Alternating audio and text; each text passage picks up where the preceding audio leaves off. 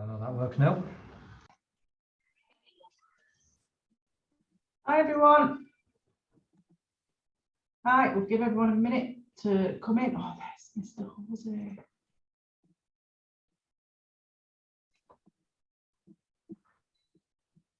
He's going to come in. Hi, hopefully Jose's come in. He's still connecting to audio. So we'll make a start. So hello everyone, welcome. My name is Paul McMahon. I am the chair of Engineering Together, and welcome to this joint webinar with After the Pandemic, thinking about how cities can be more inclusive to communities. If I can ask that everybody other than the panelists have the speakers on mute and they switch themselves off in terms of the video, that will just help with the experience. We are recording this for it to be on the After the Pandemic YouTube, so it can be watched again and the messages can be spread more widely even. We're going to get a wide range of opinions from our young people from the Tees Valley and Glasgow. And with no further ado, I'm going to hand over to Denise McGuckin of Hartlepool Borough Council. She's the Managing Director and she's going to introduce herself and she's going to chair our panel discussion. Hi, good afternoon, everybody. It's a real pleasure for me to be here today. I started in local government 25 years ago as a recycling officer, so I'm really passionate about what it is we're trying to do today and start looking at sustainability and climate change and decarbonisation. And it's really sad that 25 years that I've been in this field, we're still having the same conversations, which made me actually join local government to make a difference. So my challenge to you is, please don't be in the same position I am in 25 years. Please make sure that we are starting to reimagine, redesign and rethink about what our cities and our communities are going to look like in terms of the future. So really excited to be here. It's really important that we look, I'm sure, about educating our communities. You know, we don't have the pleasure of living in SimCity, in that computer world where you can build the city as you go. We've got to retrofit and redesign everything, and that's the really hard part of what we're doing today. So I will now hand over to Ruby, who's also on our panel today, and she'll sort of tell you a bit about herself and what she hopes to get from today's meeting. Hi, I'm Ruby. I'm a final year A-level student studying further maths, physics and design. And I wanted to join the panel because I thought it'd be a really good opportunity to talk to people who aren't my peers about issues with the environment and hear different ideas and different viewpoints. Okay, thanks. That's wonderful. I think we'll now go to Brandon, who's actually in Glasgow, where the COP event is coming to be. So over to you, Brandon. Yeah, hi, I'm Brandon. I'm a third year electrical mechanical engineering student at Strathclyde University. I'm also president of Engineers, co-president of Engineers Without Borders Strathclyde this year. Yeah, I thought it was a great event to get involved with. It was passed along to me through EWB. And talking about inclusive city design and things like that, especially in run up to COP26. It's a great opportunity to talk to people from loads of different backgrounds, loads of different levels about their perspective, and that idea of inclusivity and design and sustainable design is a really important thing, I think, and we have to start thinking about all these problems as a whole system. So every hole that's there, that's sort of leaking out all these problems of sustainability and all those sorts of things, they're not separate. And so issues of that are economic and societal tie into those technical issues about sustainability as well. And cities are sort of the building blocks and the testing ground for all of that. And so it's a very important thing to be talking about and making sure that as we progress, we make sure that everyone is there able to progress and access as well. Ideas about mass transit that's accessible and sustainable urbanization, being in harmony with nature and everyone that's in it, and just making sure access is key. So being able to discuss those things today should be enjoyable, but also something to learn from as well. I'm hoping to get quite a bit out of this. So. Thanks, Brandon. That's wonderful. Vince, do you want to introduce yourself? Hi, I'm Vince. I'm a final year student at Pursglove 2. I was introduced to this by my geography teacher, and I thought it's going to be a good opportunity to get myself out there and get myself out of my comfort zone while also speaking about issues that are quite important to me as a geography student and someone who will witness the effects of the climate crisis in the future too. Thanks, Vince. Bijoy, Jose, I know you were trying to join us on the panel and had some technical difficulties. I can see you there. I don't know if you want to introduce yourself. Hi everyone. Let me start by wishing everyone good day. My theme is spreading everything everywhere. As a result, man-made and induced climate input can be controlled everywhere on Earth. And there are two types of disaster on our planet: natural disaster and human-made disaster. We can start from here by fighting in a way that does not affect both to humans, animals, and nature. That's my thought. Thank you everyone for listening my thoughts. Thank you. Thanks, Jose. I struggle to hear you, I have to admit. So what I'm going to ask people to do is, by all means, put your mitts up and hands, whatever it is we need to do to talk. But if we can encourage people to use the chat as well, I'll make sure that we record everything. And if there are any answers or questions, sorry, and we can't sort of get to the bottom of those today, which I'm sure we're not going to solve the world, otherwise we'd all be sitting in Westminster now, wouldn't we, and having the answers to Rishi Sunak's budget announcement, but never mind. We'll be doing that. So, but today's about a good debate, but we can do that in the chat. Just to remind everyone as well, this is recorded and we will be putting it on YouTube, as Paula said. So I think from that, we'll now hand over and start asking each other some questions to the panel. So I don't know if anybody wants to, who's going to be brave enough to go first and ask a question or sort of pose a problem for us all to start debating. I'll go first if you don't mind, Denise. So, yeah, what do people think that an inclusive community looks like for a sustainable future? Thanks, Paula. Is there any member of the panel that wants to go first before any of the audience members want to come in as well? Yeah, I can jump in there. Inclusive communities is, well, it's quite multifaceted, but from an engineer perspective, which is probably the best perspective I can get, I was just the other day doing a climate fresh workshop where we were sort of connecting the cause and effect from the very get-go of why climate change was happening. And at the very bottom line, so it all started with us, creating emissions and things like that, but at the very bottom line of it were a bunch of human effects, poverty and poor access to food and all these sorts of things. So at the get-go of it, it's realizing, I think, that all of the issues which affect those least fortunate in society are caused at the top end by a lack of perspective from our consumption at the top of society. So first of all, when we're talking about what we want inclusive communities to look like, I think my key thing is reduce consumption, fair consumption. In that, the ability for everyone to be equipped to follow through on that, because that's an easy thing to say for people that are in a fortunate position to have enough options to take the more sustainable options. But if we take transport, for example, I live in Scotland, which is a massive rural community. Dependence on internal combustion engines is going to last quite a while here unless we can look at a way of providing opportunities for people to embrace electrification or whatever other means you may see without having to uproot and deconstruct their life. It has to be very staged and staggered,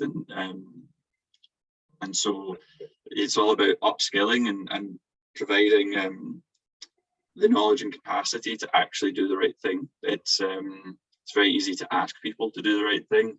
It's a lot harder to do it if your options are restricted.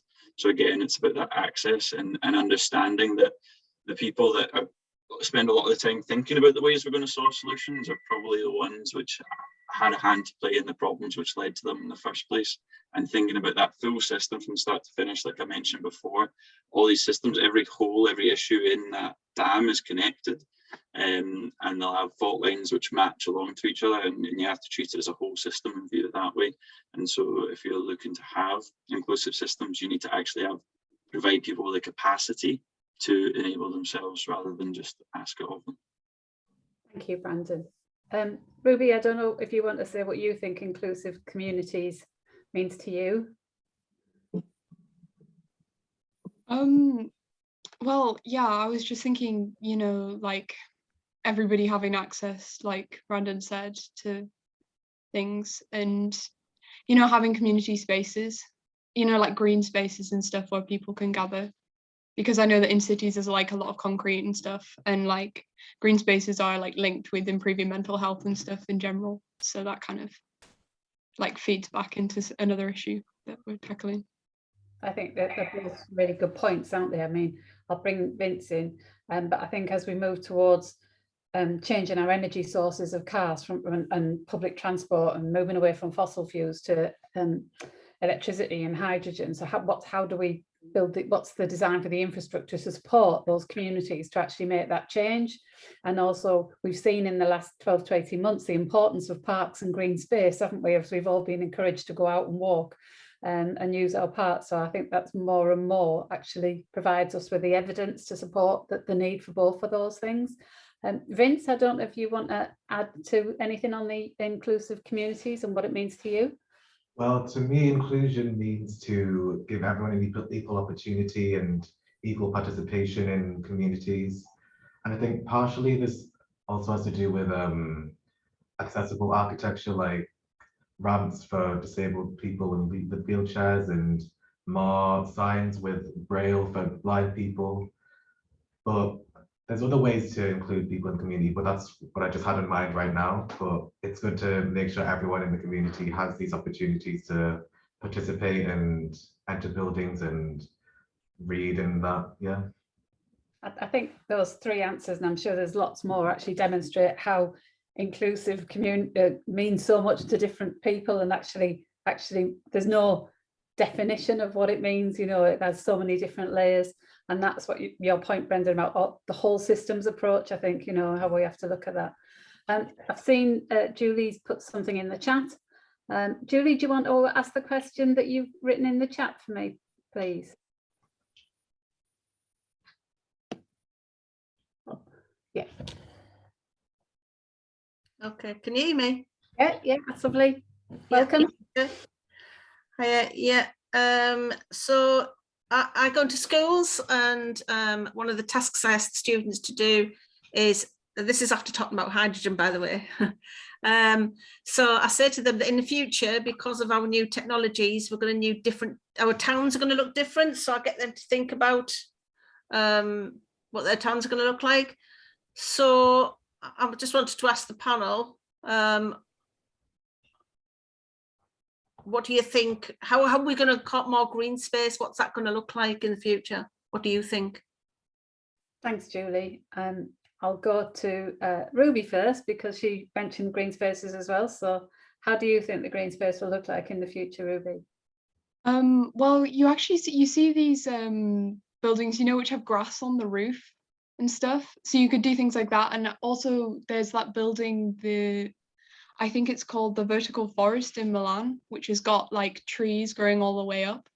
So I think that's quite like an interesting way, because obviously we're just like in cities, you're just building up. So like having the green spaces like on the actual buildings as they grow is like, it makes sense, because then you don't have to, because like flat area in cities will be quite expensive to buy for parks and stuff. So having it on the buildings makes a lot more sense.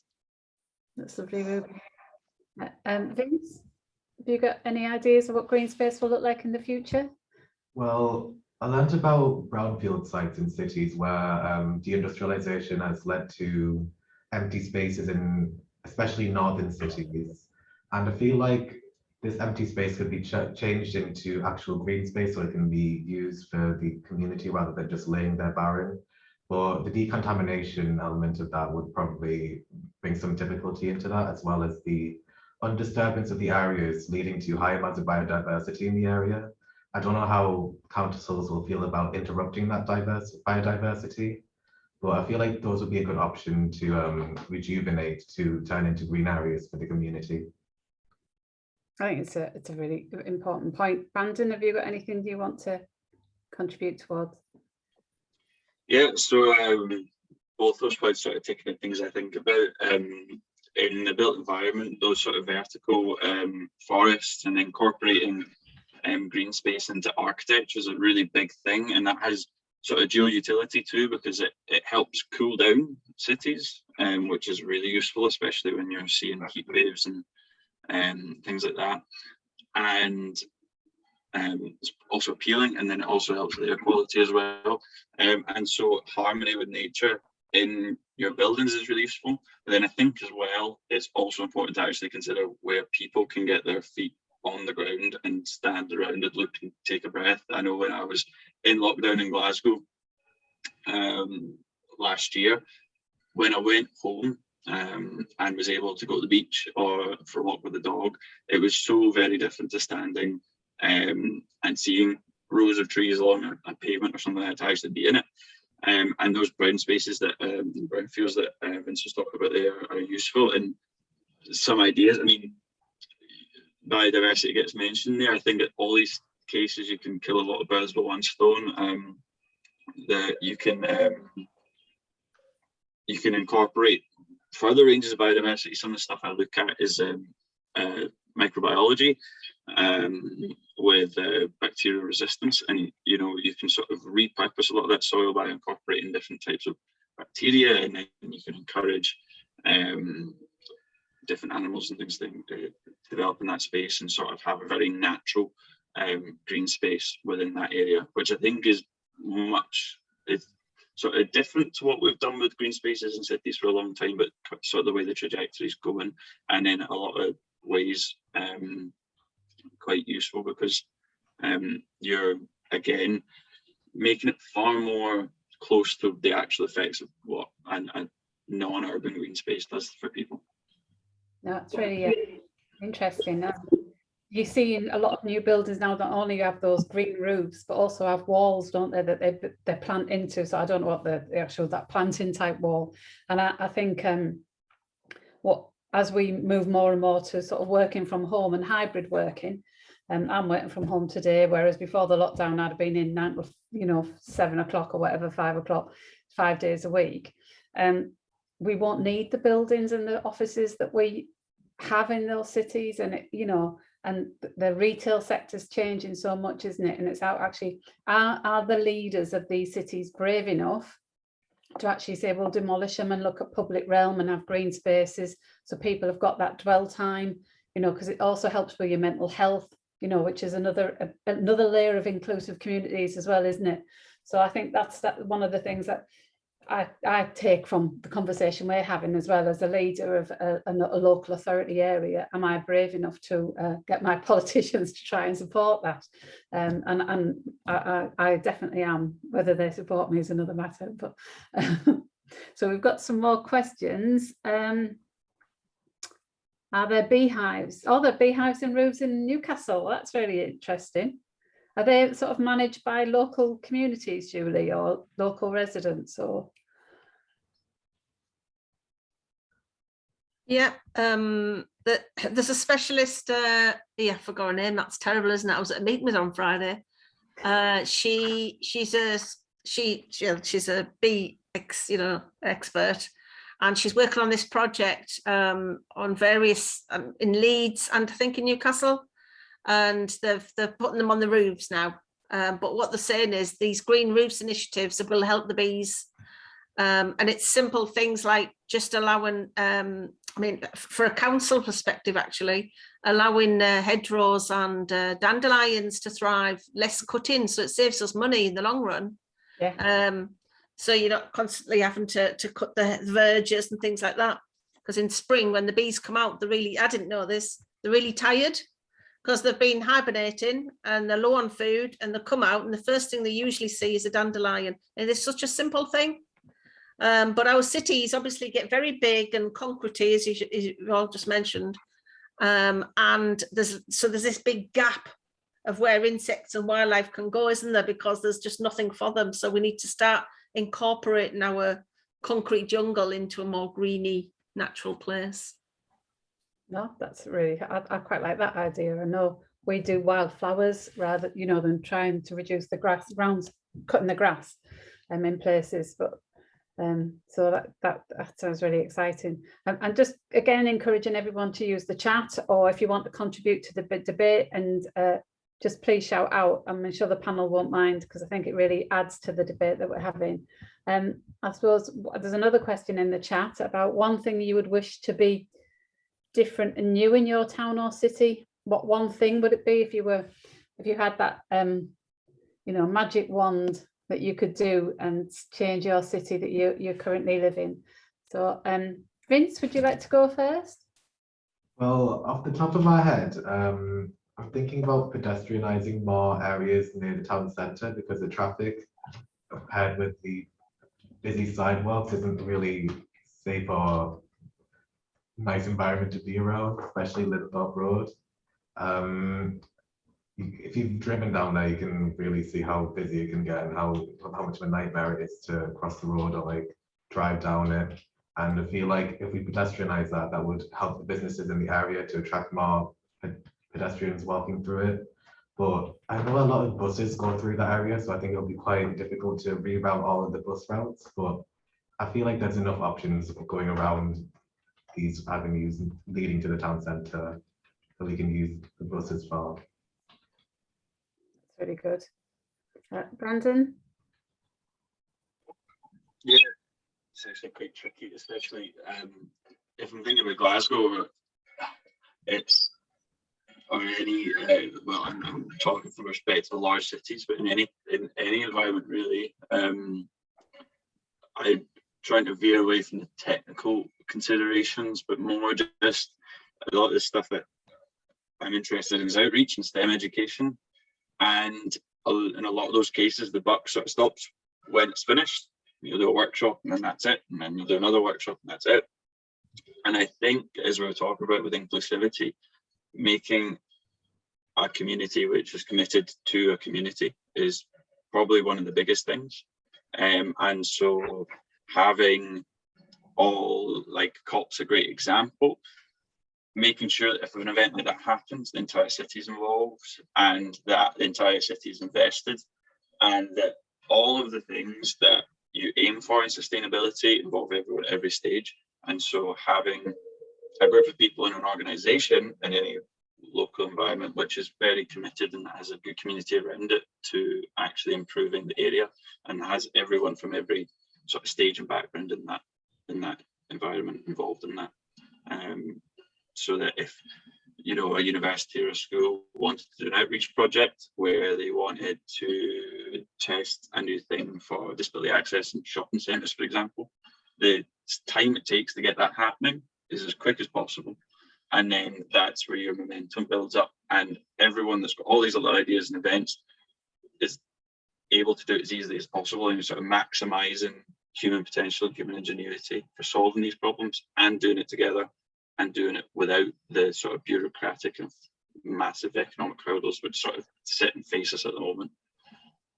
It's an interesting view. Ruby?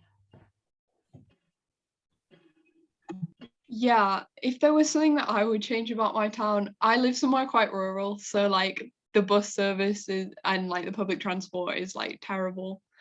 You can't, there's no buses run on Sunday, so like if you don't drive you can't get out. So I think, like Brandon was saying earlier, that like it's not really inclusive because there's a lot of older people where I live as well, so if they can't drive they can't go anywhere on the weekend. Yeah.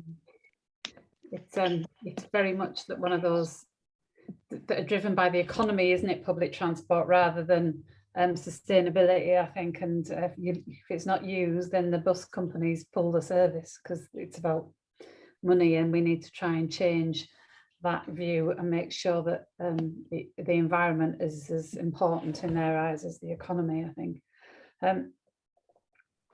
Bijoy, do you want to answer and join the chat? Jose, Mr. Jose? No, okay. So another question that's in the chat then is, do you think change is happening quick enough, and what ideas do you have to accelerate change? Is there anyone who wants to go first, or should I just continue to roll my dice as I am? So I'll go to you, Brandon. Well, depends on the problem, I suppose. A lot of people have a lot of opinions about how fast change is happening, and it happens in a lot of different avenues, but like I said, it's all connected. Change, I don't think is happening quick enough, at least the actual hard change that needs to occur. And I think that the main thing behind that is making sure that as many people as possible are on the same page, and having everyone be invested in that common goal. And so I think a lot of that just comes from talking about these sorts of things. Which again sort of links into my previous bit. If you've got town or city, it's about making it a community and having people interacting and knowing each other. And in the same way that in the environment, you say, well, we talk about houses a lot and housing, but it's about a home. And in healthcare, we talk about health and statistics and data and the science of it, but the other half of that word is care, and it's a human process. And so this as well is the main the stopping block in all of it is communication. And so making sure that you can educate people about problems of sustainability, problems about inclusivity, is probably the biggest thing, and giving people the time, the space and the environment to take that moment to get the perspective and view all of it. And everyone's got big problems, and understanding that everyone else also has big problems is probably the best way to facilitate that. And then you can actually start discussing, right, we've all got these problems, how are we going to solve them? And then you have this investment and this manpower behind it, which allows the change to happen. There's obviously a lot of technical and scientific and issues behind that as well, which need to be solved. But those systems and processes are already there for that. It's about now getting the energy behind it. It's really, I think people think, don't they, about change, and it's not just about physical change, is it? You know, it is about society and how society changes. I know if you go to places like Copenhagen, they don't rely on government to do that pretend. No, they don't think they're entitled to things. They support each other as a community, as your point earlier, which I thought was a really strong line about community, that's committed to be a community and fully investing in what that means for the long term, not just for the shrub bed at the end of your street, you know what I mean, and maintaining that, but actually looking at what it means to support each other. Ruby, what do you, is change happening quickly? I mean, it's hard to tell, isn't it? Because it's like, you don't really know until it's happened. But I think for accelerating change and stuff, I think definitely like we don't really learn a lot about sustainability and that kind of things in school or college. I've never really heard about it. So I think just like having that discussion with like your peers at college, I think we would really like put it into perspective for some people. Yeah. I think, like I said, you know, I've been in this world for 25 years, and whilst I started as a recycling officer, still having the same conversations with our communities about trying to get them to recycle. So I don't know. So I think from that perspective, change is definitely not happening quick enough, you know. And but then when you look at the pandemic, how quickly we could invest as a government and to make change happen. So it's about recognizing that, prioritize, and all respecting and understanding that the environment, if we don't do it now, at the end of this century, well, I definitely won't be here, but you guys will, and I'm hoping you won't have that, be having that same conversation with your head in your hands, asking your children and grandchildren to sort of pick up the pieces and put it right. So Vince, what do you think? Is change happening quick enough? Do you have any ideas that we can do to accelerate change? I feel like people in general don't really like change because that's just what they're used to, and I feel like that's not really going to change in terms of like human nature, but I feel like sometimes we just need to push ourselves and we need to get out there and get over that because, well, the earth isn't really going to wait for us, isn't it? It's a good point. It is. And I think, yeah, the pressure is on you young people, isn't there, really, to make change. And I'm hoping, Brandon, when you're in Glasgow, when the COP26 conference and everything, and Paula, over the next 2 weeks, that your voices are heard really strongly. Julie's put in about people being addicted to cars and how we can encourage them to use public transport more. Any ideas on how we do that? I know I would be interested in that as a leader of a local council. Do you want to go first, Brandon? First of all, the term public transport could be argued a bit because obviously it gets chopped up and divvied about, which can make it quite complicated. But that's probably a separate discussion. But the biggest thing, like I said, in the UK, the jump between rural, suburban and urban is kind of all over the place, which makes things quite tricky.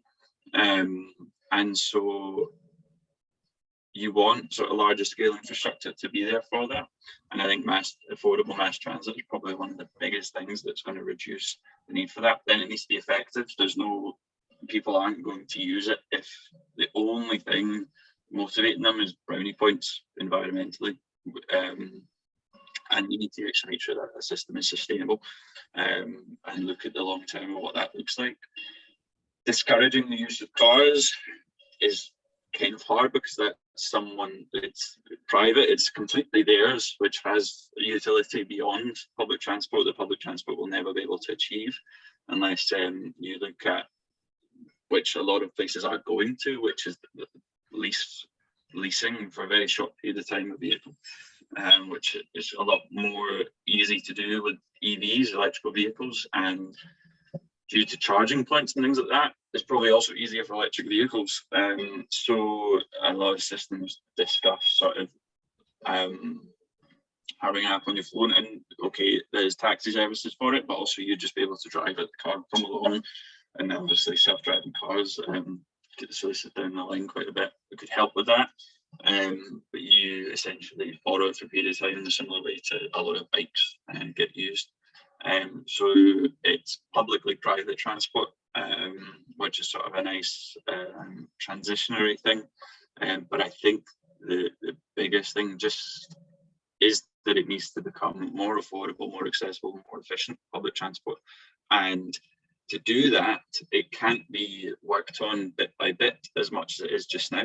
It needs to be viewed at the large scale like we do with a lot of our other infrastructure systems. But when it comes to transport, because it's so complicated in terms of who runs it, who owns it, and who uses it, we tend not to have a systems view of it and tend not to look at it from such a large perspective. So it involves people, again, talking to each other, and the onus being on the people that currently operate that public transport, going, right, okay, let's sit down and talk about how we can best optimize this, which will actually lead to a higher use of public transport and will be better for everyone in the long run anyway, including the people that want people to use it more financially. Thanks, Brandon. I went on mute then because I was getting a bit of echo. Got a few questions here. I mean, we operate a car loan scheme run by a voluntary sector community, and that they are electric cars, and you can hire them by the hour. Do you know what I mean? But I have to say, you know, it's a start. You know, it's 2 cars. You know, it's nothing, but it is a start of a process. I'll move on about Ruby. You mentioned about young people when you were at school and college, and about how you weren't really informed about sustainability. And I suppose, do you think that we need to address the education, the curriculum, to make sure that young people are aware of sustainability sooner than they are? Yeah, I think so. I think because we have form time a couple of times a week, and I think that like in that time for sure we could do some like even just PowerPoints and stuff about sustainability, because we tend to do like a lot of them and I always felt like they weren't very useful, but I think doing something on sustainability and like even what you can do just around college and things would be helpful. Yeah, I think the businesses have a role to play in sort of supporting the colleges and doing that, don't they? You know, sort of giving them a problem to solve. And I think businesses are often quite scared, if I'm honest, of students, you know, and go in and talk to them. And I think so. Whereas you can be worried about you're going in for your first interview. I think sometimes employees are a bit like that with students as well. But I do agree with you. We need to sort of look at how we do that. The Chancellor this afternoon has announced that flights between Scotland, England, Wales and Ireland will have a reduced tax on them. And he believed, and the answer was it'll save, I think it was £9 billion or something. How do you think that's going to be received at the COP26? So it's going to encourage more people to fly, isn't it? So I don't know, rather than use the trains. So what are your views, Vince? What do you think about that? I think you're on mute, Paula. Sorry.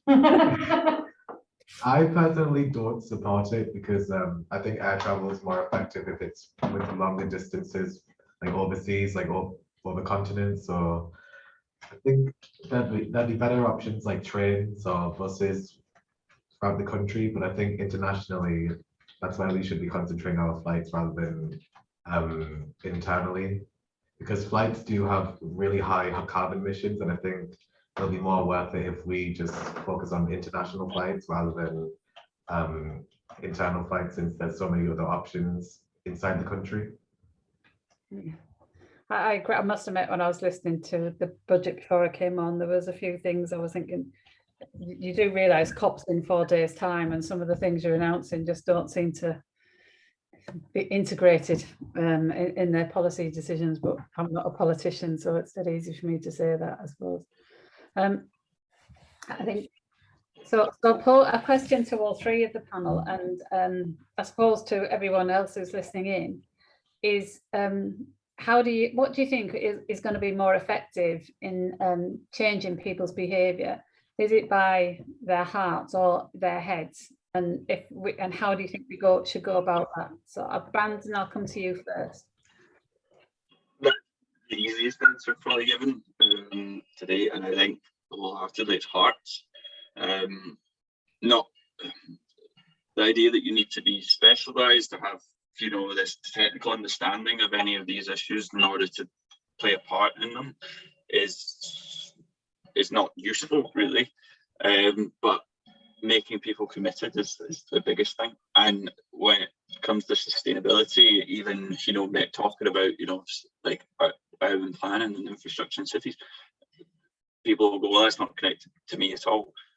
But then you need to let them see, oh, well, okay, so what's really annoying you right now? What's bothering you? And, you know, they could say, well, the streets are piling with rubbish at the moment because there's infrastructure issues there, or you know, there's smog, or there's emissions and all these such things that they're very like simple examples to give.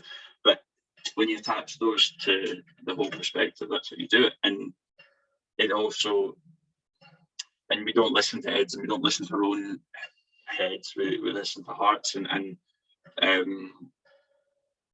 when it comes to issues on sustainability, we are far more likely to listen to a friend or a family member and talk with them and think about it with them than we are to a specialist on the television, which shows that it is all about making people connected and solving the problem.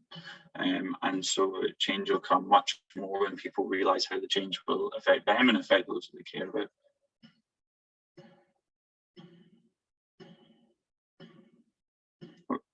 Denise, you're muted there. Denise, you're on mute. So thinking of recycling as an easy subject, because everyone should recycle. To me, it's like brushing your teeth. You know, I still go into the recycling boxes in our house and move them around and swap them over and feel like I'm in a geography lesson teaching my husband, but never mind. And Paula knows my husband, so she knows how frustrating that can be for me. But anyway, how do you think we make it easy for people? Why don't they want the recycle? Why is it really difficult to put a can or a plastic bottle in a box or a bag or a different recycling bin to your normal rubbish? What is it that makes people just not connect with that simple behavior? Ruby, I'd be interested to hear from you. I think it's just carelessness and like not really realizing the impact of like what you're doing. Like it really annoys me when I watch people put glass bottles in the bin and like not in the recycling. But like I know at the end of the day, they're not really thinking about how, oh, that's going to go to landfill and it's going to be there for ages, when really like they should have put it in the other one and it will be recycled. Mm-hmm. So it's really difficult because it's like, how do you get people to like understand that it is like really, that does matter. It's not just like another flippant thing, because if loads of people do that, then that builds up. Yeah. Vince, do you agree? Well, I just think it's really easy not to recycle, and I think if people are lazy, then yeah, they just won't recycle because they won't think critically about where their waste is going.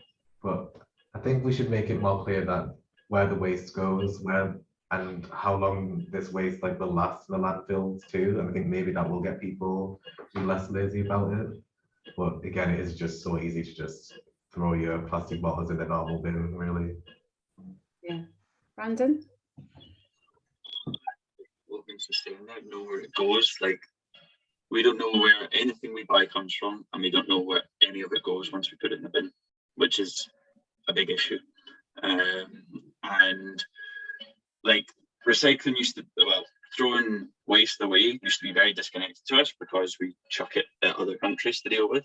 And so when we talk about city design for tomorrow, we shouldn't just be talking about our cities, there's other people's cities, you know, and they are dealing with the problems of our waste management, which is very problematic. But now we're even seeing those issues, rare earth metals, which are super crucial to all of the things we love the most, all of our tech and all those sorts of things, becoming even rarer. They're harder to source, and we probably throw away in general waste quite a lot of reusable materials that we now need. And so we're seeing the effects of that on the other end of our supply chains when we want to buy stuff. And so connecting the dots for people and having better transparency of where our goods come from and where they go when we put them away would help that a lot. As well as that, there's probably a lot of onus on the people that actually sell the stuff to us as well to manage where that waste is going. Obviously, for standard recycling, that's something that we need to be a bit more conscious of, and with that. But when you're trying to put your appliances in the bin and recycle those and things like that, a lot of that should go back in a circular economy, go back to the companies that built it, and then they should be repurposing it as well. Yeah, I agree 100%. But I don't know if people saw, I think it was a panorama on BBC One earlier this week, and it was about Coca-Cola bottles, and about 2/3 of Coca-Cola bottles in the sea, you're actually, 2/3 of plastic bottles in the sea were actually Coca-Cola. You know, so, but it wasn't just, you know, it's Fanta, water, they're all owned by the same company. And it was really tragic to watch, you know, everything we've seen it on David Attenborough's programs and everything else. But I think for me, we need to get, it's different. Every town you live in is different how you recycle, isn't it? People have boxes or bags, you can recycle cardboard, egg boxes, and some you can, some you can't. You can do plastic. And I think if we had this national approach, so it was easy for everyone and we all knew, you know, I think that would, and I think government should enforce on local government, give them the funding to do it, but say this is the national programme and this is the way, and then we can educate the public. But there comes a point where you have to enforce, because, you know, if you're not going to change, we're going to have to make a change, unfortunately. But that's a personal view. Well, in some countries they have that thing, don't they, where you pay a deposit when you buy a bottle, and then when you bring it back, you get your money back and stuff. So I don't really understand why they haven't tried to do that. Yeah, but when I was a little girl, Ruby, you used to buy your bottles of pop from a van that came around the street, and you used to take it back and you would get a shilling, and you could go and buy some sweets with it or something while your mum was buying the pop. So that was a way of recycling, and it was really simple. But the issue was the cost of the vehicle and the labour and everything else, and plastic came along. It was a cheaper product. But now they've thought, again, making decisions, not thinking about that full whole systems approach, which Brendan referred to right at the beginning. You know, decades later, we're dealing with the problem. So yeah, I think there's a lot there. I'm conscious some of our colleagues, I think Mr. Karen and Nyack, haven't had chance to ask any questions. Is there anything you want to raise or ask anything, or have you? Is everything okay? No comments. Okay, so I'm taking that as we're doing a good job, guys. So so question there, which one city in the world do you think is a good example of inclusion and sustainability? And I think this might be our last question for today.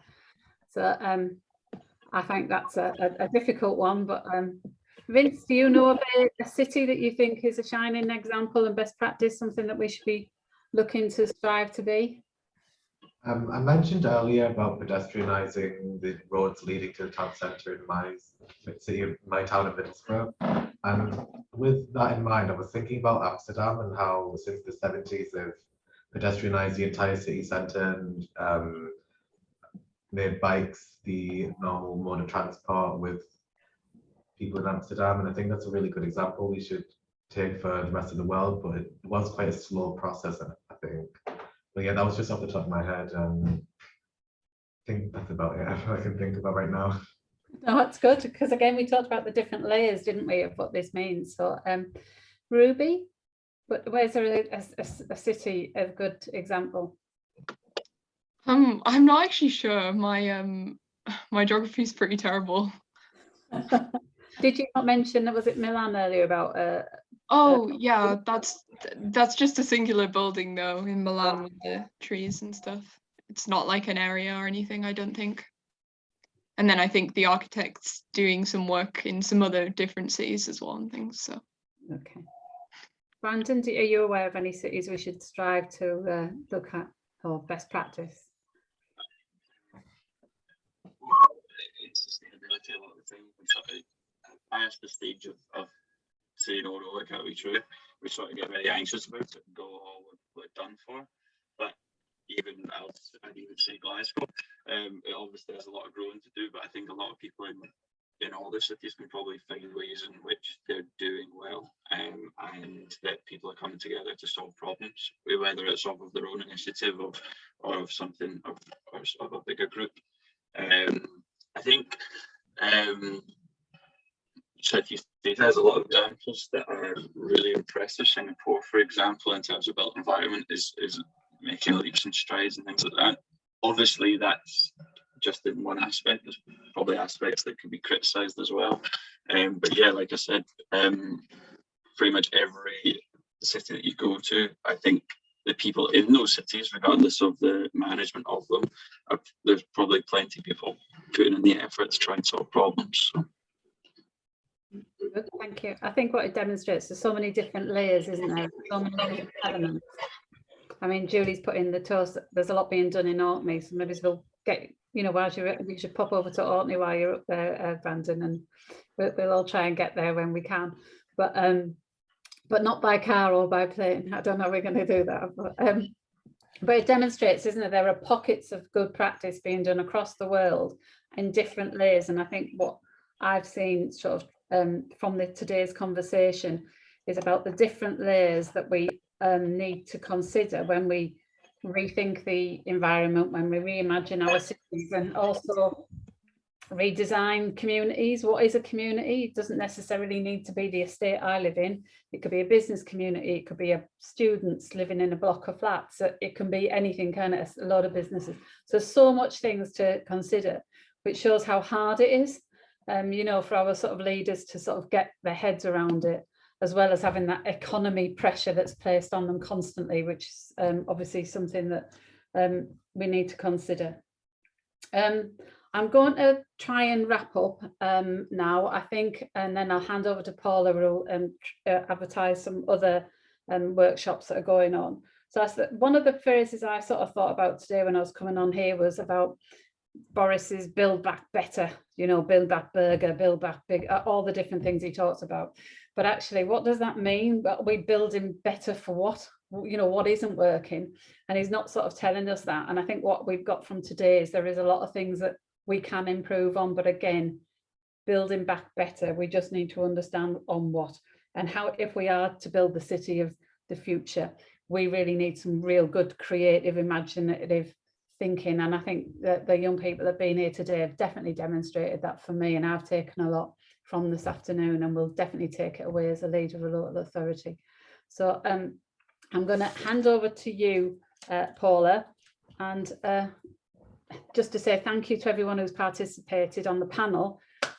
Big claps all around from me, and also for those who unfortunately I think must have had either had technology issues or have had to leave for other meetings. But and for those who've stayed, thank you so much. Over to you, Paula. Thank you, everybody. There was lots of food for thought there. I've got lots of things written down. The event today isn't just about the recorded event today, it's about taking away these messages, and there's quite a few key messages that we've got. As Denise said, this whole thing is in layers, and there's no doubt about it, there isn't a one size fits all, and it's quite complicated, but there is things that we absolutely can do.